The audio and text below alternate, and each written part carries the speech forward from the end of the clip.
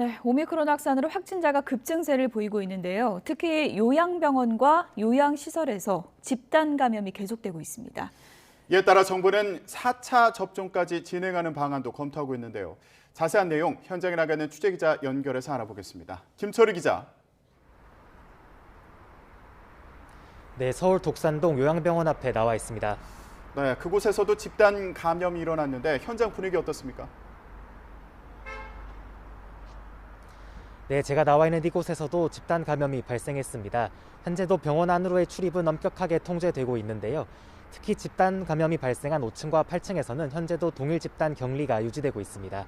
이곳에서 첫 확진자가 나온 것은 지난달 28일입니다. 병원 종사자 2명이 첫 확진 판정을 받으면서 감염이 시작됐습니다. 종사자들이 환자의 식사나 옷 입기 등 일상생활을 도우면서 밀접 접촉을 많이 하다 보니 감염이 빠르게 퍼진 것으로 보입니다.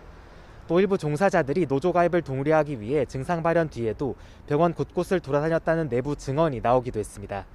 병원 측은 지금까지 모두 84명이 확진됐다고 밝혔는데요. 감염된 환자는 퇴원 처리 뒤 코로나19 전담 병원으로 옮겨졌고 감염 직원들은 자택 격리에 들어갔습니다. 다른 지역에서도 요양병원이나 요양시설발 집단 감염은 이어지고 있습니다. 경기 수원시 요양병원에서도 19명, 양주시 요양원에서 17명, 오산시 요양원에서는 11명이 코로나19에 감염되기도 했습니다.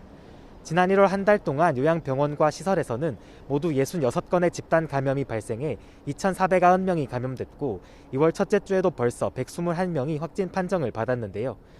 요양시설이 밀집 밀폐의 산밀시설인데다 예방접종 역시 비교적 이른 시점에 마무리한 곳이라 집단 감염 규모가 커진 것으로 추정됩니다.